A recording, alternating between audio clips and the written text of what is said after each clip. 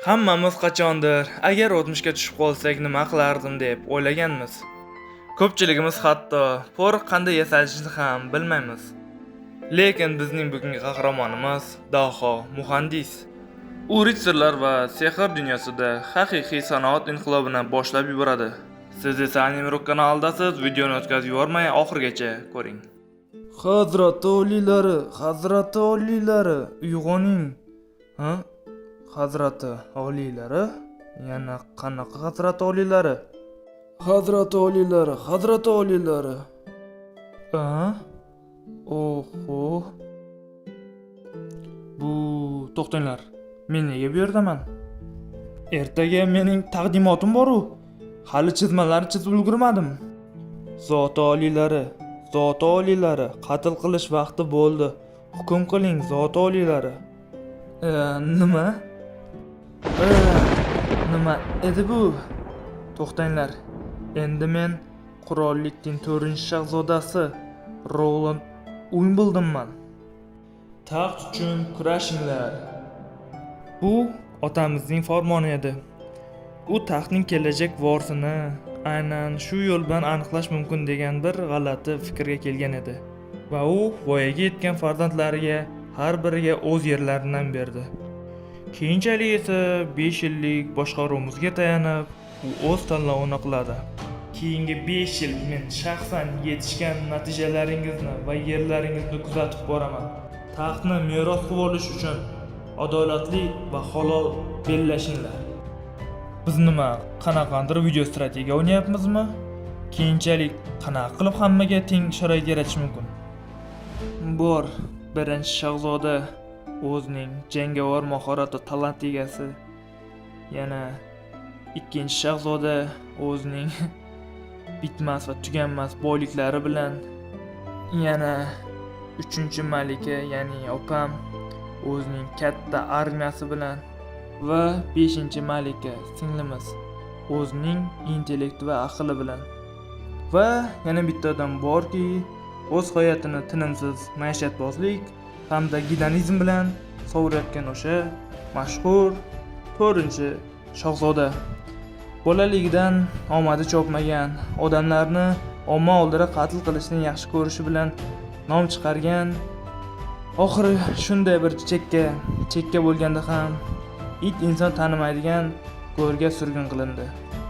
U yerda ko'cha supurgilari bilan birga tosh yo'laklarda tezak va axlatlar yotishi oddiy hol bo'lgan joyda, keyin esa allaqandaydir vabo kasallikdan o'lib ketish dahshatli reja.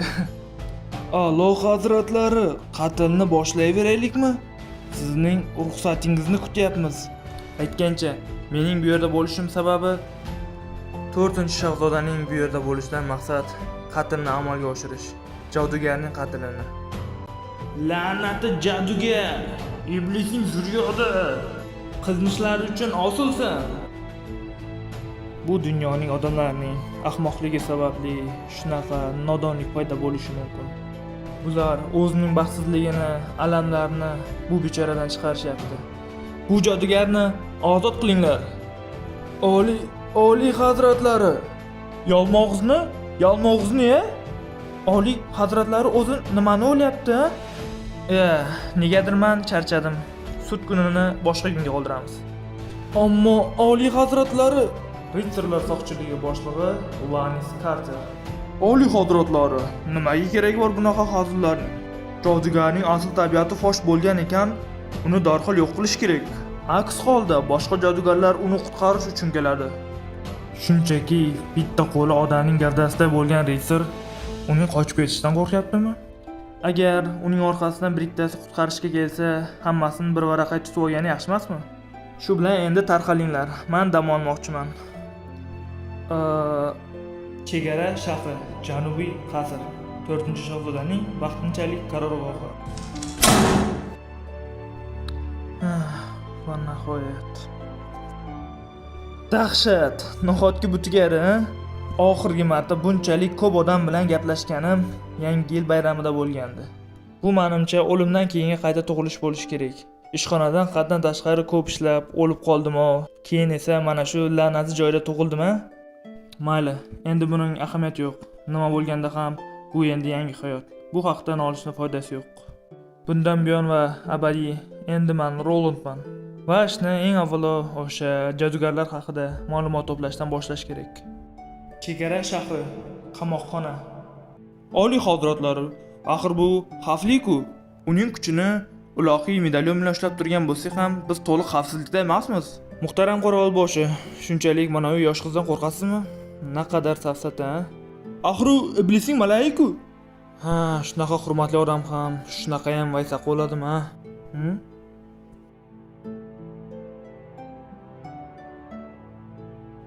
Hoy, yaqinroq kel. Seni ko'rmoqchiman. Yaqinlashmang, hazratim. Ha, bunchalik vahima qilishning keragi yo'q. O'zingning ismingni ayt. Axir u shimoliy qonlardagi odamlarni o'ldirish uchun o'z sehrini qo'llagan jodugar-ku. U shunday maxluqki, uni hattoki olovda o'ldirish ham kam. Oliy hazratlar, jodugar bilan gaplasha ko'rmang, aks holda sizni sehrlab qo'yadi. Shimoliy bag'ridagi konda aslida nima bo'lgan? Shuni menga gapirib bera olasanmi? Nima bo'ldi? U haqda gapirishni xohlamaysanmi? Yo'q, aslo. Aytib beraman. Otam konda ishlar edi. O'pilish vaqtida uni toshlar bosib qoldi. Boshqa bir konchi fursatdan foydalanib, uni tunamoqchi bo'ldi. San, la'nati o'g'ri! Yo'qol, ahmoq. Ansker, amaki, menga xalaqit berishga jur'at etdingmi, ha? Yo'q.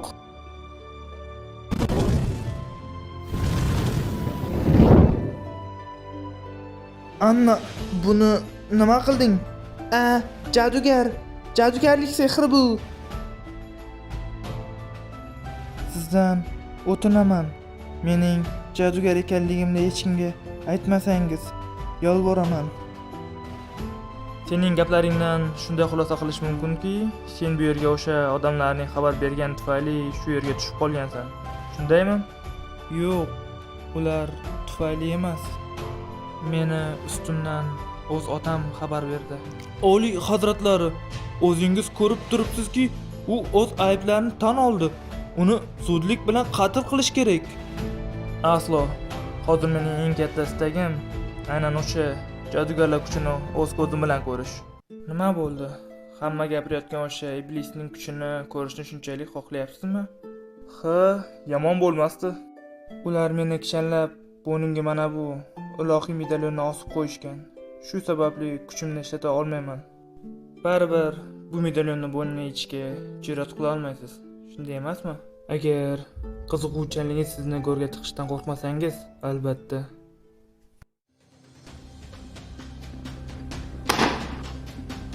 Ha? Qani? Nimalarga qodir ekaningni ko'rsatchi.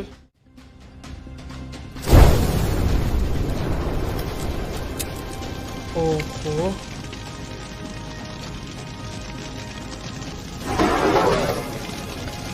A'lo hazratlari, ehtiyot bo'ling. Jadugarlar sehri degani shumi? Yaqinlashma, maxluq. Mana nima uchun barq uni olov bilan olib bo'lmaydi degan ekanda. U xuddi olovning o'zi-ku. Nega u o'z-o'zidan qo'rqish kerak? Hammasi tugadimi? Olov uchdimi? Rostdan ham bu dunyoda sehr bor ekan. Axir bundan istalgan joyda foydalansa bo'ladi-ku. Qiziquvchanligingiz qondimi, oliy hazratlari? Endi meni o'ldirasizmi? Yo'q, Lady Anna. Mening sen bilan bog'liq ulkan rejalarim bor. Bu dunyo entropiya muammosiga duch kelmagan. Bu yerda ular shunchaki energiyani ajratib chiqarishadi va bu jarayonni sehr deb ulug'lashadi. Bu abadiy dvigatel nazariy ixtirosidan ham ancha hayratli. Nimalar deyapsiz, oliy hazratlari? Oliy hazratlari, oliy hazratlari, rostdan ham jodugarni ishga olmoqchimisiz? U bir zumda hammamizni changlik supurib tashlaydi-ku. Shunga shunchalik muammomi? Bu muqaddas cherkovga qarshi ochiqchasiga borish degani. Buning ustiga jodugarlar ittifoqi bizni poylab yuradi va qulay fursat tug'ilishi bilan barchamizni qirib tashlashi mumkin. Barf, undan ko'ra menga mehnat shartnomasining nusxasini olib kel. Mehnat nima? Axir sen mening bosh yordamchimsan-ku. Bunaqa narsani bilmayman dema. Men Ledi Annani rasman xizmatga yo'llamoqchiman. Chegara shahri, qal'a ishlar boshqarmasi. Hammasini men aytgandek hal qildingizmi? Jodugar tushdan keyin maydonda osib o'ldirildi. Hazrati oliylari, siz uni qutqardingiz, lekin bu hammamiz uchun juda katta xavf bo'lishi mumkin. Shahzodamiz bunaqa ko'p tashvish keltirmasa edi. Mening qarollarimga shubha qilma, Barif. Menimcha, jodugarlar hech qanday iblis yoki maxluq emaslar. Ammo Barif, bilasanmi? Chegara shahri unchalik yomon joy emas. Shundaymi? Juda yaxshi joy ham deb bo'lmaydi. Aslida bu juda ham zaif va himoyasiz shahar. Agar ikkinchi akamning boyligi yoki uchinchi opamning harbiy qudrati hisobga olmasak, nima deb o'ylaysan? Ularni mag'lub etish imkoniyatimiz qanchalik yuqori? U deyarli 0 ga teng. Shuning uchun taktikani o'zgartirish kerak. Oho. Xullas, Barif, Ledi Anna qayerda? Uni huzurimga boshlab kel. Hazrat oliylari sizni ko'rmoqchilar. Mana bu ichki kiyimingiz kiyib oling. Rostdan ham shu kiyimda borishim kerakmi? Ledi Anna, marhamat qiling. Shahzoda Roland sizni kutmoqdalar. Xullas, shoshilinch qurilgan bu kulba Annaning sehrini mashq qilish uchun mo'ljallangan bo'lsa-da, ko'rinishi yomon emas. Hazrat oliylari, Ledi Anna keldilar.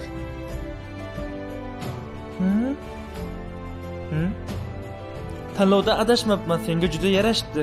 Ishchi kiyimi juda qo'pol, sehrgarlarga esa noqulay. Ammo mana bu xizmatchilar kiyimi esa ayni mudo. Shunaqami, Ledi Anna? Senga kiyiming qulaymi? Hazrati oliylari, nega mendekni o'z xizmatingizga oldingiz? Axir men jodugarman. Atrofdagilarga faqat azob va yomonlik keltiraman. Mendan qo'rqmaysizmi?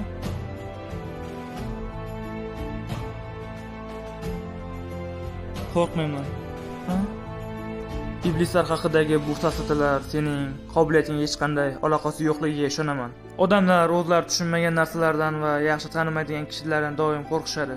Kuching iblis bilan bog'liqmi yo'qmi, aniq ayta olmayman, lekin bu kuchni qanday ishlatish faqat o'zingga bog'liq deb o'ylayman. Shuning uchun ham bu kuchni to'liq nazorat qilishni va undan foydalanishga senga o'zim yordam beraman. Anna, yana davom ettira olsami?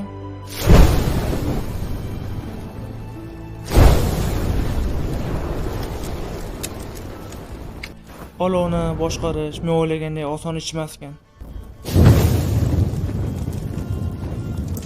Ay, kiyimim yana kuyib ketdi. Xayriyat, bir talay zaxira kiyimini tayyorlashni buyurgandim. Mana, oz qotib qoldi. Annaning mashq oldidan kiyimini almashtirgani bejiz emas ekan. U chiroyli libosi kuyib ketsa, achinarli bo'lardi.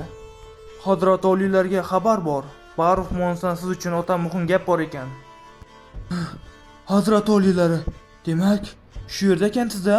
Patrul otryadlari iblis maxluqlarining izini topibdi. Ko'rinishdan bu yil iblis oyi odatdagidan ancha vaqtli boshlanadiga o'xshayapti. Nima? Iblislar oyi? Oliy hazratlari unutilgan ko'rinadi. Har yili birinchi qor yoqqandan keyin quyosh nuri zaiflashib, xiralashadi. Va aynan o'sha lahzada tog'larning qay biridadir jahannam darvozalari lang ochiladi. Chegara shahri mutlaqo himoyasiz. Shuning uchun barcha aholi uzun qo'shiq qal'asiga yo'l olmoqda. Shunday ekan, oliy hazratlar, iltimos, ehtiyot bo'ling. Sizning xavfsizligingizdan muhimroq narsa yo'q. Xo'sh, ilgari sen ularni ko'rganmisan? Jahannam darvozalarini. Oddiy xalq ularni qanday qilib ko'ra olsin? Axir tog' tizmalaridan shunchaki oshib o'tishning o'zi imkonsiz. Shunchaki ularga ozgina yaqinlashishingiz bilan zaharli tumanlar sizni zumda halok qiladi. Albatta, agar nima? Albatta, agar boshimizga balo bo'lib yopishgan anavi sehrgar o'sha janglarda haqiqiy shaytoniy qurolga aylanmasa, zero qora sehrli tumanlar faqatgina jodugarlarga ta'sir qilmaydi va faqat ularni o'sha darvozalarni ko'ra oladilar. Yaxshi, bular-ku tushunarli. Ammo iblis hayvonlar-chi? Ularni-ku ilgari ko'rgandirsan. Men bu maxluqlarni hech qachon ko'rmaganman. Chunki xuddi siz kabi oliy hazratlari men ham chegara shahriga birinchi marta kelishim. Qirollik saroyidan faqat bir nechta kishigina u jonzot bilan to'qnash kelgan, xolos. Ular har yili hamma narsasini tashlab ketishdi. Bu shahar qanday qilib rivojlansin? Boshidan bu chegara shahri quvilib yotgan va unumsiz bo'lsa-da, uni rivojlanishiga imkon bor deb o'ylagandim. Ammo ko'rinishidan bu joy butkul umidsizga o'xshaydi. Modomiki uzun qo'shiq qalasi hali ham dosh berib kelayotgan ekan, u iblis hayvonlari unchalik ham yengilmas emas. Shunday ekan, nega ularni aynan shu yerning o'zida to'xtatib qolmaymiz? Axir qal'aning devorlari ulkan, bosh ustiga Gersik Rayaning saralangan qo'shinlari ham aynan o'sha yerda bo'ladi. Keyin mana bu kichkina va zaif istiqom bizni qanday himoya qila olsin? Umuman olganda, nega bu chegara shahri aynan shu yerda? Shimoliy tog' yonbag'ri va Chechuy daryo o'rtasida borib yetishgan. Bu juda ahmoqlik emasmi? Bizning barcha odamlarimizni, mahalliy soqchilar va ovchilarni to'pla. Bu yerda oz bo'lsa-da yashab, ular iblislarga qarshi eng yaxshi qurolga aylanishgan.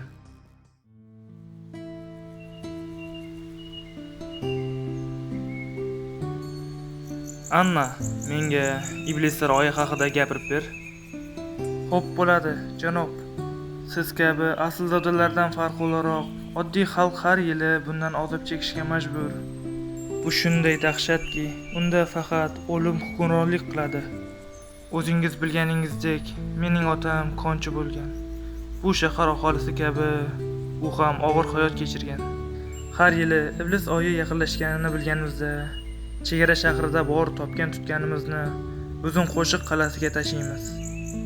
U yerda bularni oziq-ovqat zaxiralari va bir oz oltinga almashtirish uchun. Shu tariqa qish tugagancha qalada jon saqlashga majbur bo'lamiz. Gohida bu holat deyarli 4 oygacha cho'zilardi. Ammo qala hukumati butun madanimizni doim faqat 3 oylik oziq-ovqat zaxirasiga almashtirib beradi. 4-oy kelganda esa ular bizni yangi madan olib kelish uchun qayta jo'natishardi. Biroq xuddi shunday sharoitda ham jon saqlash uchun qaladan ketolmasdik. Lekin bu hammasi emas. Zaxiralar hamma uchun teng taqsimlangani uchun kuchlilar doimo ojizlarning borini tortib olishga urinishar. Shu sababli ko'plar shunchaki iblislar oyining oxirigacha yashab qololmaydi. Seningdek qiz uchun bular juda og'ir bo'lsa kerak. Otang esa otam meni doim himoya qilardi. O'sha 25 oltin tanga otam u shunchaki yashashni davom ettirishni xohlagandi. Bunday narsaning qayta takrorlanishiga yo'l qo'ymayman. Va'da beraman. Barf qayerda qolib ketdi? Uni chaqiringlar. Ishlar qanday ketayotganini bilishim kerak. Xo'p bo'ladi, oliy hazratlari. Chegara shahri, qirollik devonxonasi. Biz qidirayotgan odamlar shularmi? Ha. Kulrang kuchuk, konning shimoliy yonbag'ridagi olovli minora soqchisi. Brian, u ham shimoliy yonbag'ridagi olovli minora soqchisi. Bu ikkisi chegara shahrining patrul guruhlar sardorlari. Ular minoradagi ogohlantirish olovini yoqish va xavfdan ogoh etishga mas'uldirlar. Bu ovchi esa ilgari iblislar bilan jang qilganini va shaxsan ulardan birini boshini kesganini aytdi. Janob, shahzodam, oliy hazratlar, birinchi qor yog'di. Olovli minora yaqinida iblis hayvonlarining harakatini payqadik. Ular o'rmonga yashirinishdi va shuning uchun odamlarni ogohlantirish uchun olov yoqdik. Ketish vaqti keldi. Gapiringchi, ularning ko'rinishi qanday edi va ularni biror yo'l bilan o'ldirsa bo'ladimi? Ha, o'ldirsa bo'ladi, oliy hazratlari. Ular oddiy o'rmon hayvonlariga o'xshardi. Garchi qora sehrli tumanlar ularni tajovuzkor va yirtqichga aylantirgan bo'lsa-da, bu ularga o'lmaslik baxsh etmagan. Har yili iblislar oyi yakunlangach, uzun qo'shiq qalasi va chegara shahri orasida hududlar tozalash uchun otliq qo'shin yuboriladi. Ular mutlaqo qo'rqinchli emas. Oliy hazratlari, men ular bilan hisob-kitob qila olganman. Ularning ikkitasi bilan Kunlarning birida ikkita iblis hayvonini o'ldirganman. Kutilganidek bunday ovra faqat ilgari iblislarni o'ldirgan insonlarda bo'lishi mumkin. Bu o'sha shaharlik ovchi. Uni Temirmush deb chaqirishadi. Eshitishimcha, uning bo'yi shunchalik balandligi sabab uning ildizlari Mojing urug'ining devlari sulolasiga borib taqalar ekan. Iblis hayvonlarni o'ldirganman deb aytganingiz shundaymi? Yovvoyi qoplon to'ng'izlarning bir turi va bo'rining bir kenja turi edi. Bir turi deganda nimani nazarga tutyapsiz? Biz ovchilar ularni turlariga qarab shunday tavsiflaymiz. Axir ular dastlab oddiy hayvon bo'lgan, ammo shaytoniy tumanlar tufayli aqldan ozgan va o'ta vahshiy bo'lib qolishgan. Ular bilan to'qnash kelish juda qiyin.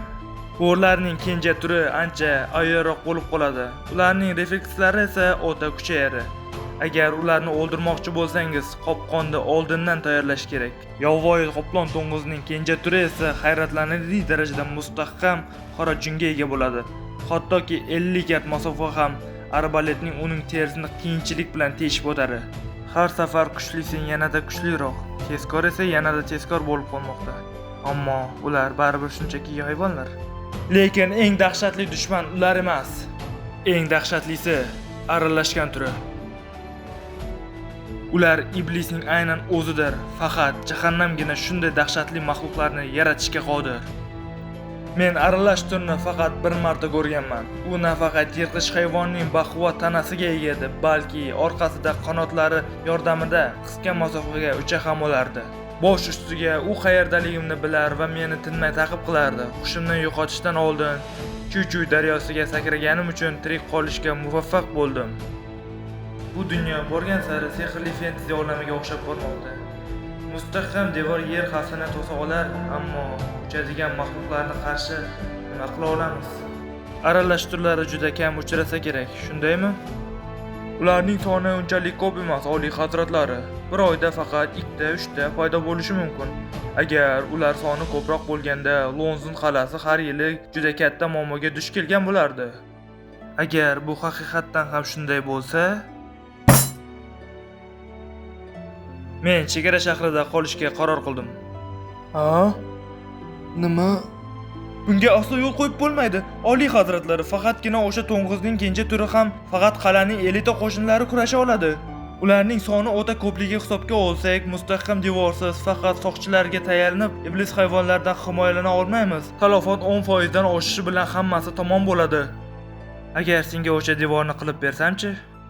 Men tog'ning shimoliy yonbag'ri poydevori va Chuchuy daryosi o'rtasidan to'g'ridan-to'g'ri devor tiklayman. Hazillashayotgan bo'lsangiz ham buning ham chegarasi bor. Shunday devorni tiklash uchun qancha vaqt ketishini bilasizmi o'zi? Iblisda bostirib kelishiga atiga 4 oy qolganda aytmasa ham, hattoki bizda 4 yil bo'lganda ham uni qurishga vaqtimiz yetmas edi. Buni tushunaman. Shoshma-shasharlik bilan xulosa chiqarishga hojat yo'q. Agar o'sha vaqtgacha devor tayyor bo'lmasa, ortgacha sening gapingga kirib, qal'aga chekinaman. Bu la'natli joyda hayotim bilan vidolashish niyatim yo'q. Sizni o'z hayotim evaziga bo'lsa ham himoya qilaman. Grey Castle, Moviy suv porti. Dengiz shabbodasi sovuqlashdi. Qish ham yaqin qoldi. Radan, bizning qora yelkan flotimiz qachon ortga qaytadi? Agar kutilmaganda biror gap bo'lmasa, ular 3 kundan keyin Moviy suv portiga yetib kelishi kerak. Bu ularning bu yilga oxir marta dengizga chiqishi. Umid qilamanki, ular meni hayron qoldira olishadi. Oltinni sandiqda saqlasang, undan toshdek ham foyda bo'lmaydi. Faqatgina uni ishlatish va sarflash orqali uning asl qiymatini ko'rsatish mumkin. Keling, bandargohni tark etaylik. Shamol borgan sari kuchaymoqda. Qasr. Oliy hazratlari, men tushunmayotgan bir narsa bor. Qirol taxt uchun kurash e'lon qilishdan oldin hammasini qanday qilib oldindan ko'ra oldingiz? Oldindan ko'ra olish deysanmi? Yo'q. Otam o'zining sevimli ikkinchi o'g'liga yordam berish uchun taxt uchun kurash e'lon qiladi deb hech o'ylamagandim. O'z shahrini hammadan yaxshi boshqargan inson taxtga o'tira oladimi? Dastlab qora yelkan rejasining tafsilotlarini ko'rib, buni o'zing tushunib yetasan deb o'ylagandim, Radan. Demak, gap mana nimada? Sizning flotingiz nafaqat boylik to'plash uchun yaratilgan, balki u soliqlarni oshirmasdan talon-toroj qilishga imkonini beradi. Qora yelkan rejasi ishga tushirilgan lahzadan boshlab flot tarkibida juda ko'p tajribali dengizchilar va ajoyib jangchilar paydo bo'ldi. Shuningdek, bu shahar aholisining qo'llab-quvvatlashiga erishishga imkon berdi. U Grey Castle'ning 3-malikasi Garcia Wimbledon taxtga o'tirish uchun o'zining zakovati va qudratiga tayana oladigan ayol. Aytgandek, kel boshqa narsa haqida gaplashaylik. Eshitishimcha, o'sha kichik rejamiz ish bermabdi. Shunday, chegara shahrini ichimlikka zaharli tabletka qo'shish operatsiyasi omadsiz tugagani haqida xabar keldi. Boshqa joylardan esa hozircha hech qanday yangilik yo'q. Agar boshqa joylardan xabar bo'lmasa, demak, kutilganidek ular akalarim tomonidan o'ldirilgan. Ammo hattoki 4-akam ham omon qolishini kutmagandim. To'g'risini aytsam, hafsalam pir bo'ldi. Yaxshirang 4-shahzodaning zaharli tabletkani ichganini o'z ko'zi bilan ko'rganini aytgandi. Bo'lgan narsa bo'ldi. Menga hech qanday tushuntirish kerak emas. Tez orada Iblis saroyi boshlanadi va sevimli 4-akam yashirinish uchun Lonsi qal'asiga yo'l oladi. Shunday emasmi? Iblis hayvonlar hujum qilganda qal'ada katta tartibsizlik boshlanadi. Yaxshiranga xat yoz va unga vaziyatdan foydalanishni ayt. Tushundim. O'sha tabletka kimyogarlik ustasi Embeldan sotib olingandi, shunday emasmi? O'shanda u nima degandi? Tabletka rangsiz va ta'msiz, suvda tegishi bilan lahzada eriydi. Agar u ichilsa, o'lim zudlik bilan sodir bo'lishi kerak va bu uning kimyogarlikdagi oxirgi eng buyuk yutug'i ekanligini aytmaganmidi? Ha, shunday. Uni osib o'ldiring.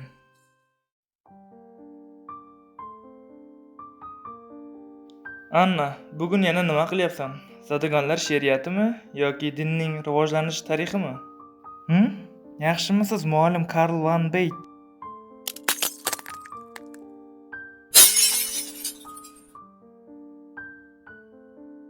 Osib o'ldiring uni. La'nati jadugar, maxluq.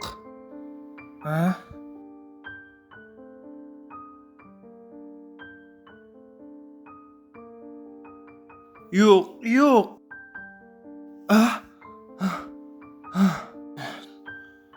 Shunda yana Annani osishganini ko'ribman.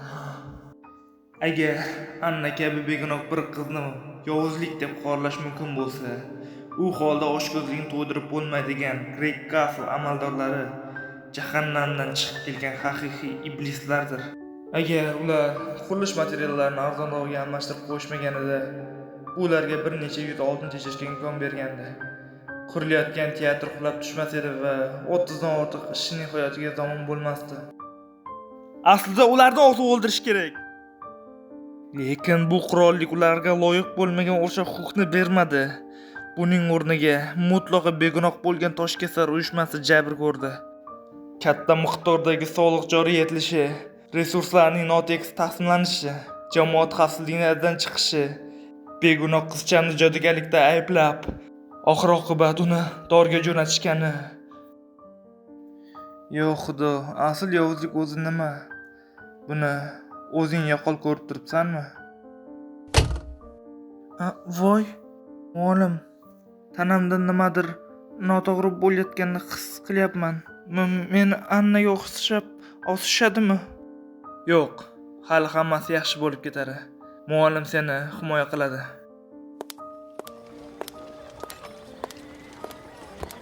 Toshkesarlar uyushmasi vayron qilinganda ham, Annani osishganda ham men qo'l qovushtirib o'tirdim. Xuddi shu fojia Nananing ham boshidan tushishiga aslo yo'l qo'ya olmayman. Men nimadir qilishim shart. Hay, turtishmanglar. Biror yaxshi gap bo'ldimi? Ishongim kelmayapti. Qo'yib yubor, o'zim bir ko'ray. 4-shahzoda haqiqatan ham chegara shahrini obod qilish uchun odamlarni ishga olmoqchi ekan. Toshkesarlar, kulollar, shuningdek qorashchilar. U muhtoj bo'lgan juda ko'p turli kasb bor. Rostmi yoki uydirmami? U xarajatni qoplab uy-joy berarmikin? Bir ish kuni uchun bizga qancha to'lay olar ekan-a? Bu haqda o'ylamay ham qo'ya qol. Sen hatto najas chuqurni ham qazo olmaysan-ku. Yana biror narsa qilmoqchimisan? Ish haqida e'lon. Shahzoda chegara shahrini obodonlashtirish uchun odamlarni ishga olmoqda. Bizga quyidagi mutaxassislik bo'yicha ishchilar zarur. Toshenar 20 yoshdan 40 yoshgacha bo'lgan jismonan baquvvat erkaklar talab qilinadi. Ish haqi kuniga 25 ta bronza tanga. Kulol 18 yoshdan undan katta bo'lgan yoshlar talab qilinadi. Jinsi muhim emas. Ish haqi kuniga 45 ta bronza tanga. Qora ishchi 18 yoshdan undan katta bo'lgan erkaklar talab qilinadi. Ish haqi kuniga 12 ta bronza tanga. G'ishtdor yoshi va jinsi muhim emas.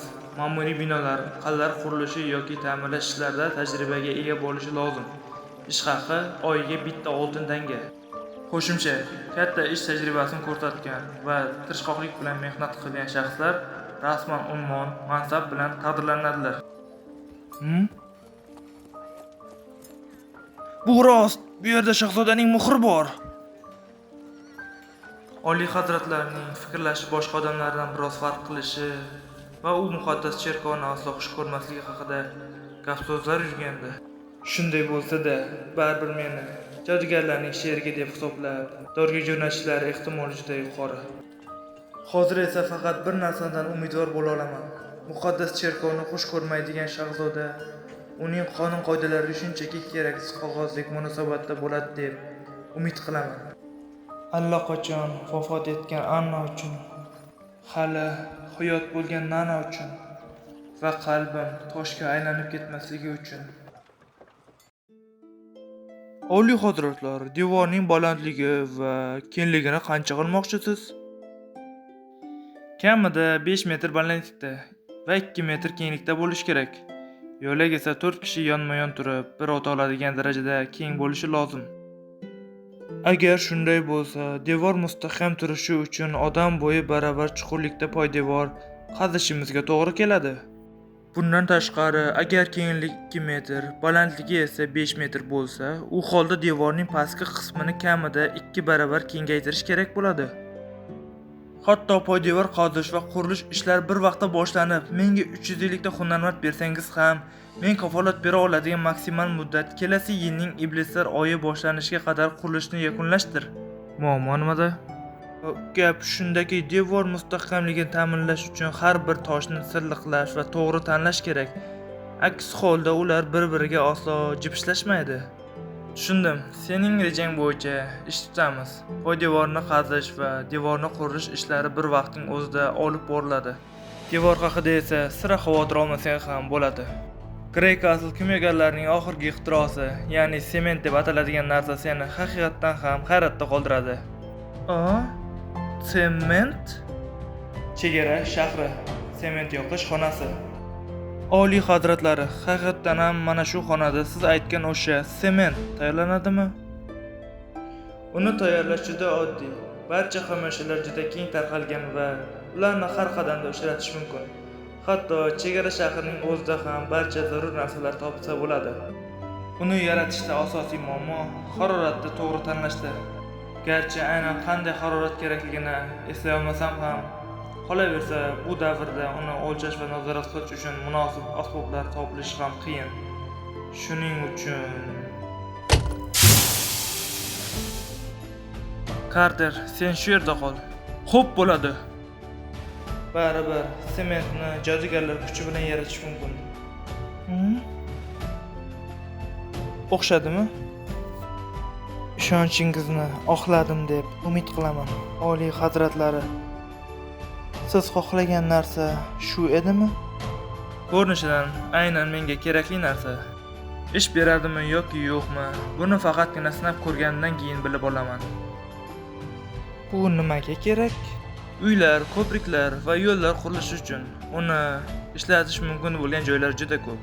Agar hammasi o'xshasa, odamlar kuchli shamol yoki yomg'irdan xavotir olmasa ham bo'ladi. Bo'ron yoki qor uylarini vayron qilishidan qo'rqishmaydi. Bunday ajoyib qurilish materialini faqatgina sening yordaming bilan yaratish mumkin edi.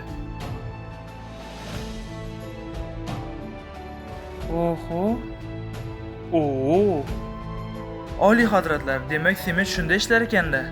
Haqiqatdan ham ikki tosh plitasi bir-biriga mutlaqo jibishlashtirib yuboribdi. Juda yaxshi, yaxshi qotibdi. Qotgan loydan turdan farqlari. Mayli Carter, ehtiyot bo'l. O'zingni zo'r turib qo'yma. Devor qurilishi muddatlari kechikmasligi uchun sement aralashmasining to'g'ri nisbatini allaqachon tushunib oldim. Bu sement shunchalik hayratlanarli ekanki, kechagina erigan shamdek oqib turgandi. Bir kecha o'tib esa toshdek qotib qolibdi. Ha, bunday narsa bilan devorni xohlaganimizcha tez qurishimiz mumkin. Modomiki tosh yetarli bo'lar ekan, hatto butun qurollikni atrofini ham bor yo'g'i 5 yilda devor bilan o'rab chiqa olamiz. Xo'sh, buning nima foydasi bor? Devor qanchalik baland bo'lmasin, u baribir seni ichkaridagi dushmanlardan himoya qila olmaydi. Men yaxshisi chegara shahrini barcha yog'och uylarni sementdan foydalanib mustahkam qilib qayta qurgan bo'lardim. Va maxluqlar bosqinidan keyin odamlarning qaytishi, mutlaqo joyi qolmaydigan vaziyat boshqa hech qachon takrorlanmasligini ta'minlardim. Kelajakda men barchani bir narsani tushuntirishga majbur qilaman. Jadugarlar butun dunyoda eng buyuk ishlab chiqarish kuchidir.